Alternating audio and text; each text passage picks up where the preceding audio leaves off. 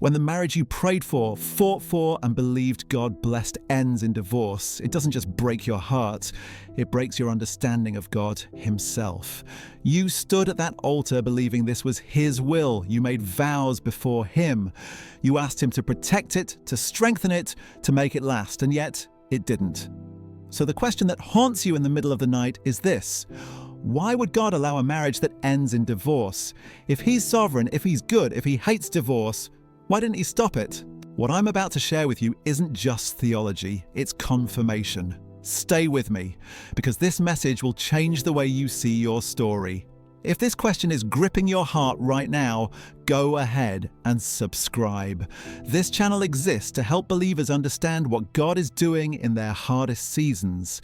Hit that subscribe button so you don't miss what's coming next, because the answers you need are here. Let's start here. God allowing something does not mean God approved of it. This is one of the most misunderstood truths in Christianity. We assume that if God is sovereign, then everything that happens must be His perfect will. But that's not what Scripture teaches. God allowed Adam and Eve to eat the fruit. He didn't approve, He warned them not to, but He allowed it because He gave them free will. God allowed David to commit adultery with Bathsheba. He didn't bless it, He confronted it. But He allowed David the choice. God allowed Judas to betray Jesus. It wasn't His desire for Judas to perish, but He allowed Judas to make that decision. And God allowed your spouse to walk away. He didn't design the betrayal. He didn't author the abandonment. He didn't orchestrate the breakdown, but He allowed the free will that led to it. Here's what that means for you. The end of your marriage does not mean God failed you. It means someone failed the covenant, and God, in His mercy, allowed you to be released from what was breaking you. Malachi 2:16 says, God hates divorce. But do you know what else He hates? A woman being crushed under the weight of a man's unfaithfulness. A man being destroyed by a woman's abandonment. God hates divorce, but He doesn't force people to stay in covenant when they've already left in their hearts. Your divorce is not proof that God wasn't there. It's proof that He loved you enough to let you out of what was no longer holy.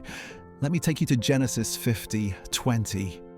Joseph, after years of slavery, false accusation, and imprisonment because his brothers betrayed him, says this: You intended to harm me, but God intended it for good. Did God want Joseph's brothers to sell him into slavery? No. Did God use it anyway? Absolutely. The same principle applies to your divorce. Your ex-spouse may have intended harm, whether through infidelity, abandonment, cruelty, or neglect. They may have shattered your life, your finances, your sense of safety, your faith in love. But God intends to use it for good. Not because the betrayal was good, not because the pain was righteous, but because God is a master at redeeming what was meant to destroy you. Right now, you may not see it. You're in the pit. You're in the prison. You're wondering how God could possibly turn this around, but just like Joseph couldn't see his future as second in command of Egypt while he was rotting in a dungeon, you can't see what God is building through this breaking. Your divorce is not the end of your story. It's the painful middle that sets up your redemption. If you're recognizing God's hand in this, even though it still hurts, go ahead and drop a comment below. Just say, I see it now, or God is redeeming this. Your testimony might be exactly what someone else needs to hold on. This is the part most Christians don't want to say out loud, but it needs to be said. Sometimes divorce is not the tragedy. The marriage was the tragedy. And divorce is God's mercy. I'm not talking about marriages that could have been saved with counseling and commitment. I'm talking about marriages where one person was abusive, emotionally, physically, spiritually, unfaithful, repeatedly and unrepentant, addicted and unwilling to get help, abandoning the covenant in every way except legally. In those situations, God doesn't see divorce as failure. He sees it as rescue. Look at Exodus 21:10-11. God himself gave provisions for a woman to leave a marriage where she was being deprived of food, clothing, and marital rights. That's God saying, I will not trap you in something that's destroying you. Look at 1 Corinthians 7:15. Paul says if an unbelieving spouse leaves, the believer is not bound. That's God saying, you are released. This covenant is broken. You are free. If your marriage ended because you were being abused, betrayed, or abandoned, you were not the one who broke the covenant. They did. And God saw you. He saw what you endured. He saw how long you fought, and he released you from what was no longer sacred. You are not a failure for surviving. You are not disqualified for leaving what was killing you. You are not less loved by God because you couldn't save what the other person destroyed. God didn't cause your divorce, but he allowed it to save you. Here's the hardest truth. God will not override human free will, even when that free will destroys a covenant. He could have forced your spouse to stay. He could have changed their heart without their permission. He could have removed every temptation, every lie, every selfish desire that led them away. But he doesn't operate that way. Because love, real love, covenant love, cannot be forced. It has to be chosen.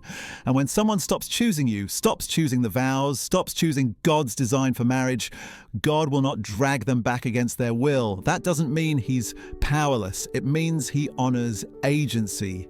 Look at the parable of the prodigal son in Luke 15. The father didn't chase the son down. He didn't manipulate him into staying. He let him go and he waited. And when the son came back, the father was ready. Your spouse had free will. They made choices, maybe slowly, maybe suddenly, that led to the end. And God, in his sovereignty, allowed those choices because he will not force someone to love you. But here's the hope. While God won't force your ex to return, he will force every broken piece of your life to work together for your good. Romans 8:28 doesn't say some things. It says all things, even this, even the divorce, even the betrayal, even the loneliness, even the shame. God is working it for your good. If this message is helping you see your divorce differently, do me a favor, hit that like button right now. It helps this message reach someone else who's fighting the same battle you are. Someone out there needs to hear this today. Here's what most people miss. God didn't just allow your divorce to rescue you from a broken marriage. He allowed it to rebuild you into the person he always intended you to be. Before the divorce, you may have been dependent on someone who couldn't carry you, silenced by someone who didn't value your voice, diminished by someone who couldn't celebrate your calling, trapped in a version of yourself that wasn't whole. And God said, enough. Not because he hates you, because he loves you too much to leave you there. Look at what God did with Ruth.